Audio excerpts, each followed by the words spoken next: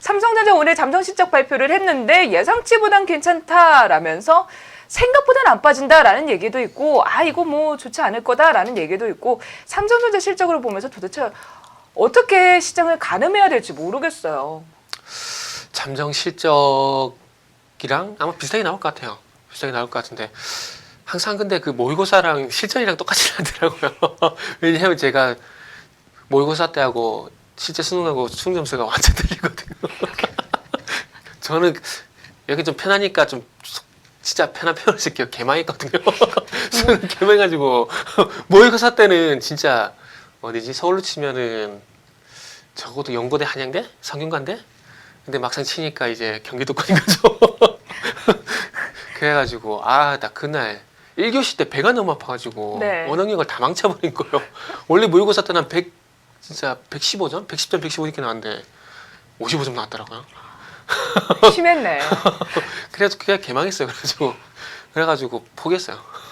포기해가지고 뭐 어쨌든 이게 나은지 모르겠다. 하여튼 항상 같은 건 아니지만 삼성전자는 같이 나오니까 다행이에요. 잠정실적하고 확정실적 같이 나오니까. 근데 뭐 시장 예상치대로 나온 것 같아요. 시장 예상치대로.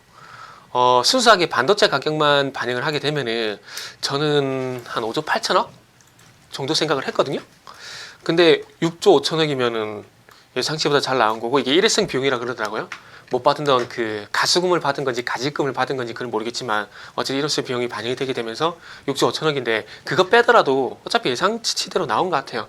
왜냐하면은 반도체 가격이 아시다시피 1분기 때 한 40% 빠졌고 2분기 때 한 10% 빠졌거든요. 근데 실적이 그대로 나오고 있어요. 그러면은 제가 예상한 대로 5조 8천억이 맞는 건데 일회성 비용이 반영이 되다 보니까 이제 6조 5천억이 되는 거고 그러면 어차피 2분기에는 1분기보다 안 좋긴 하지만 나빠지는 폭은 축소가 될 것이다. 그렇게 예상을 다 했거든요. 이제부터 중요한 건 3분기, 4분기예요. 여기서 돌아서느냐 아니면 계속 옆으로 기느냐. 이게 중요한데 지금 상황을 보면은 나아질 기미는 없어요. 아쉽게도. 나아질 기미도 없고 반도체 가격도 2분기 대비해서는 2분기하고 3분기, 4분기도 이제 반도체 가격을 좀 봐야 되겠죠? 2분기는 일단 별로 좋지는 않아요. 3분기 때 이제 저도 반도체 가격을 체크를 해야 될 것 같은데, 디램 익스체인지가 올 초에 반도체 가격을 전략 후강으로 예상을 했거든요. 근데 좀 바뀌었어요, 그게. 1분기 때 작년에 그래놓고 올해 들어와가지고는 전략 후강이 아니라 전략 후약으로 예상을 했어요. 이게 장기간 미국과 중국의 무역 분쟁이 장기가 좀 길어지다 보니까 반도체 가격이 반등이 쉽지 않을 것이다. 이러면서 전략 후약으로 예상을 하고 있는데 그러면은 만약에 진짜 말 그대로 전략 후약으로 가게 되면은 실적이 개선될 여지가 없잖아요. 지금 뭐 희만이라는 회사를 인수했지만은 그게 실적 영향이 있는 것도 아니고 그렇다고 해서 디스플레이 같은 경우도 진둥팡 중국으로 보면 진둥팡인데 우리가 알고 있는 BOE 이 회사 때문에 지금 디스플레이 가격도 좋지가 않죠. 거기다 반도체 지금 쉽지가 않죠.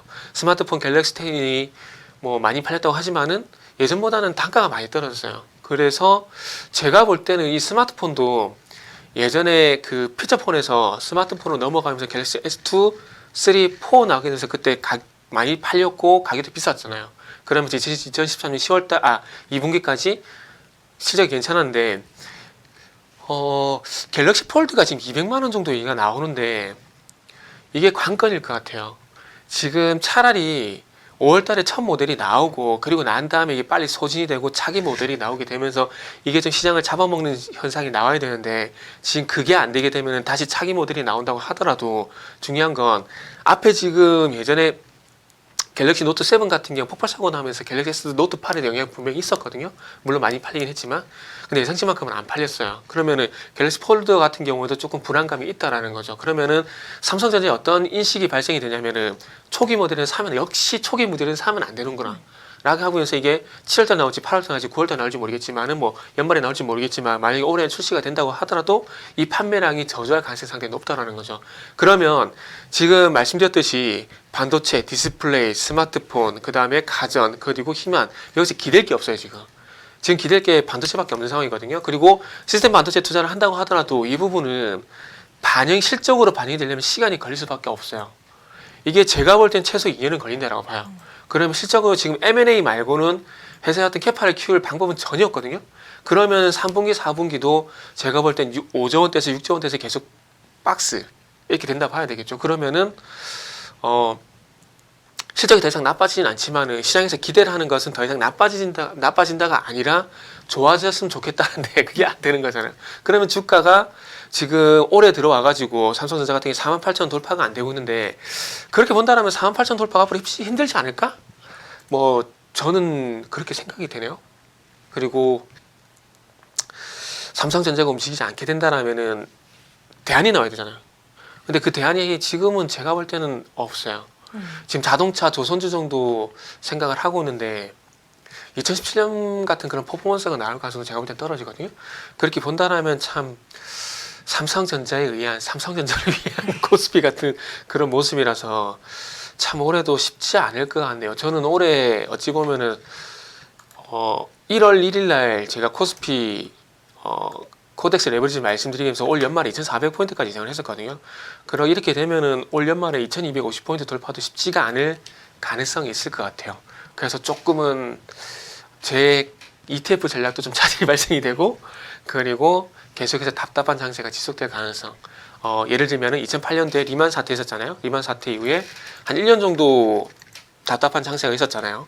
그때를 한번 돌아가 볼까요? 그때 한번 돌아가 보게 되면은 2008년 정도 가보게 되면은 이때 당시에 뭐 시장이 여기 3월달 여기 올라가긴 했지만은 당근 몇 달 동안 행보가 있었잖아요. 그러면서 올라갔는데 아마 지금 화면에 보시는 2008년 10월달 그리고 2008년 3월달 같은 요 흐름이 조금은 올 말까지 지속이 될 수 있다라는 거죠. 그래서 바닥에 대한 어떤 확인, 그러니까 L자형 반등 그래가지고 바닥을 좀 더 다지는 흐름이 나오게 돼서 하향 박스권 이 흐름이 계속 나오게 되면서 아마 내년쯤 가게 되면서 시장이 조금 회복되지 않겠나 이렇게 봐야 될 것 같아요. 그래서 제가 미국과 중국의 무역 분쟁 이슈 말씀드릴 때 두 가지 시나리오를 말씀드리고 이래야 끝난다고 두 가지 중에 하나가 돼야 끝난다고 말씀드렸는데 하나는 중국이 그냥 100일 드는 거 그리고 하나는 예전에 그리스처럼 아예 이제 악재로서 영향이 완전히 없어지는 거 요 두 가지가 될 것 같은데 제가 볼 때는 일단 중국이 두 손 두 발 드는 건 조금 물 건너간 것 같아요. 가능성이 낮다. 낮기 때문에 이제 미국과 중국의 무역 분쟁 이슈가 작년에 이어서 올해도 작용이 되고 있지만은 2000포인트 이탈 아래로는 안 가잖아요. 그런 것처럼 작년 대비해서는 조금 많이 영역이 떨어졌고 또 내년 가게 되면서 더 떨어지게 되면서 이제 시장이 조금 말 그대로 안도랠리 그렇게 될 가능성이 좀 있을 것 같아요.